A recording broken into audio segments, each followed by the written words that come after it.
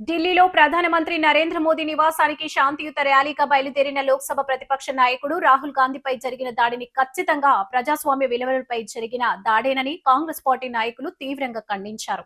The Rajahmundry press క్లబ్లో బుధవారం జరిగిన మీడియా సమావేశంలో కాంగ్రెస్ అర్బన్ జిల్లా అధ్యక్షుడు బాలేపల్లి మురళీధర్, రాజమహేంద్రవరం పార్లమెంట్ కోఆర్డినేటర్ టీకే విశ్వేశ్వర్రెడ్డి, పీసీసీ ప్రధాన కార్యదర్శులు ఆకుల భాగ్యలక్ష్మి, తాలూరు విజయ్ కుమార్ మాట్లాడారు. వారు మాట్లాడుతూ దేశ యువత ఎదుర్కొంటున్న నిరుద్యోగ సమస్య, పరీక్షల ప్రశ్నపత్రాల లీకేజీలు, నియామకాలలో జరుగుతున్న అవకతవకలపై ప్రధానమంత్రి పార్లమెంట్లో చర్చించాలని కోరితే స్పీకర్ తిరస్కరించడం దారుణమన్నారు. ప్రజల తరపున ప్రభుత్వాన్ని ప్రశ్నించే హక్కు ప్రతిపక్షానికి రాజ్యాంగం కల్పించిందని, ఆ హక్కును కాలరాస్తూ ప్రతిపక్ష నాయకుడిపై భౌతిక దాడికి పాల్పడడం అత్యంత దురదృష్టకరమన్నారు. అనంతరం అక్కడ నుంచి గణేష్ చౌక్ మీదుగా జాంపేట, మహాత్మాగాంధీ విగ్రహం వరకు ప్రదర్శన నిర్వహించారు. కేంద్ర ప్రభుత్వ వైఖరిని నిరసిస్తూ పెద్ద ఎత్తున నినాదాలు చేశారు. కాంగ్రెస్ నాయకులు డాక్టర్ రాజశేఖర్, తాడి సూరిబాబు, బర్రె సుబ్రహ్మణ్యం, కిషోర్ కుమార్ జైన్, సాకా పుల్లారావు, సింధియా రాణి, ఎర్రా రామకృష్ణ, జయలలిత, తాడేపల్లి ప్రశాంత్ తదితరులు పాల్గొన్నారు.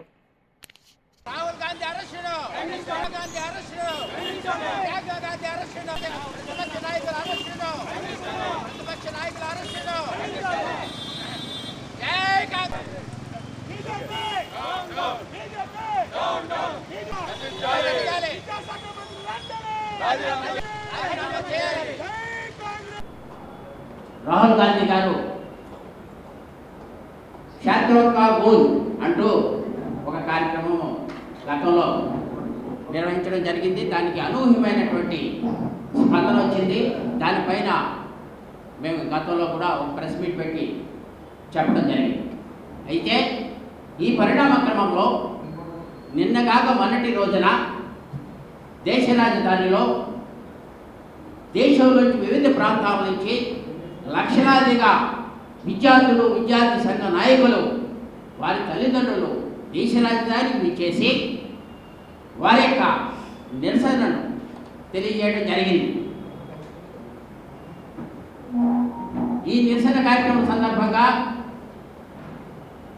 గ్యాదర్ అయినటువంటి విద్యార్థులను చూసి ప్రస్తుతం కేంద్రంలో ఉన్నటువంటి బీజేపీ ప్రభుత్వం వణికి వారిపైన బలప్రయోగం చేసి ఈ ఉద్యమాన్ని ఏ రకంగా అయినా సరే అణిచివేయాలనే ఆలోచనతో, దానికి ఉదాహరణ అక్కడ ఒక పెద్ద ట్రక్కుతో రాళ్లను నింపి పక్కన పెట్టడం జరిగింది. అది ఎవరు పెడతారండి? విద్యార్థులు వివిధ ప్రాంతాల నుంచి వస్తారు. పైగా వాళ్ళ మనస్తత్వం క్రూరత్వంగా కానీ దాని ఆలోచనలతో కానీ ఉండదు. అలాగే మీరు ఆ విజువల్స్లో చూస్తూ ఉంటే ఎక్కడైనా రెచ్చిపోతే విద్యార్థులు రాళ్ళు పోలీసుల మీద వేస్తారు, కానీ అక్కడ పోలీసులే రాళ్ళు విద్యార్థుల మీద విసురుతున్నటువంటి కొన్ని విజువల్స్ మనం చూడొచ్చు. ఇంత దుర్మార్గంగా ఆలోచనతో ఈ ఉద్యమాన్ని అణిచివేయాలని కేంద్ర ప్రభుత్వం ఆలోచిస్తూ ఉన్న తరుణంలో విద్యార్థుల యొక్క ఉద్యమం సక్సెస్ అయ్యింది, 100% సక్సెస్ అయ్యింది. కానీ ఈ విషయంలో బీజేపీ ప్రభుత్వం కేంద్ర విద్యాశాఖ మంత్రి అయినటువంటి ధర్మేంద్ర ప్రధాన్ని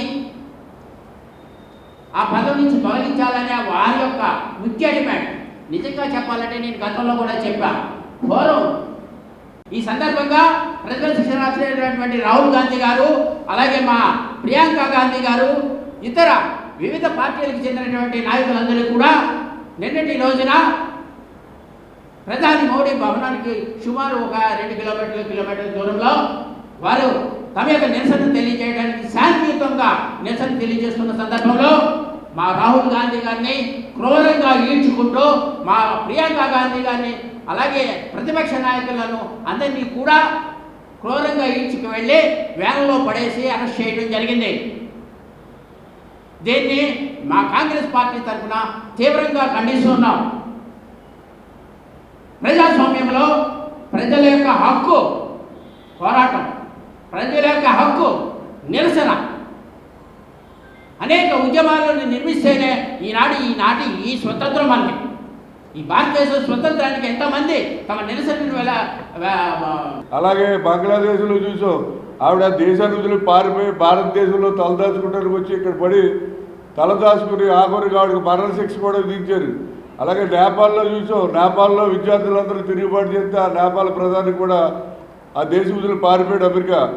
ఈ రకంగా మన చుట్టుపక్కల దేశాలందరినీ కూడా విద్యార్థులు చేసిన యాజిటేషన్ల వల్ల, మూమెంట్ వల్ల ఆ దేశ ప్రధానులు పారిపోయి వేరే దేశాల్లో తలదాచుకునే పరిస్థితులు వచ్చినాయి.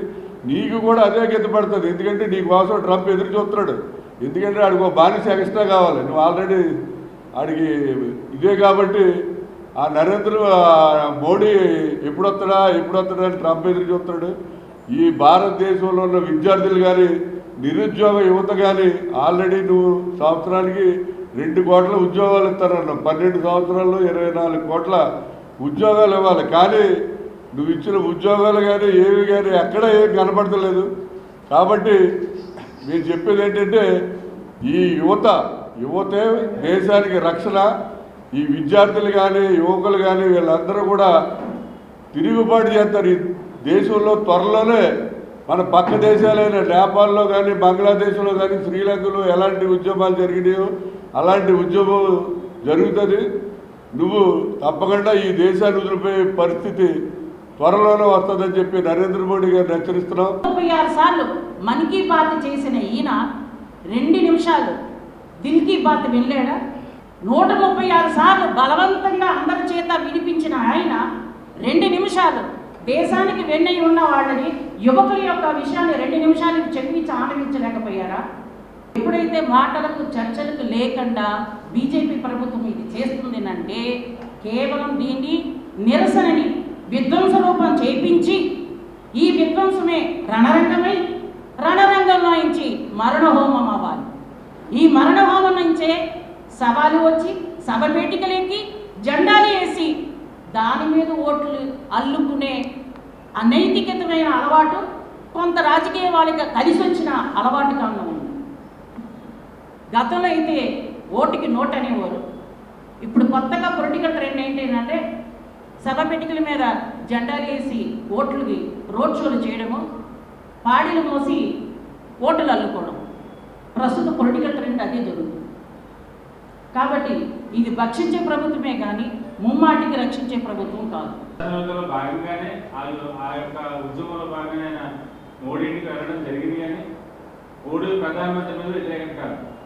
కాబట్టి అది వ్యతిరేకతగా క్రియేట్ చేయాలని మోడీ మీడియా అనుకున్నా సరే ప్రజల నుంచి వచ్చిన చలనం అనేది చాలా హర్షదాయకం. మేము కూడా ప్రజాస్వామ్యంగా రాహుల్ గాంధీ ఇంత ఉద్యమం చేయడం అనేది మేము చాలా హర్షిస్తున్నాం. దేశవ్యాప్తం కూడా కాంగ్రెస్ శ్రేణులే కాక ప్రజాస్వామ్యవాదులు, యువజనులు, మహిళలు అందరూ కూడా మద్దతు తెలుపుతున్నారు. ఇంకా దీనిపైన మేధావులు ఆలోచించాలి. మన దేశాన్ని కాపాడుకోవాలి, మన విద్యార్థులు, మన యువతను కాపాడుకోవాలి.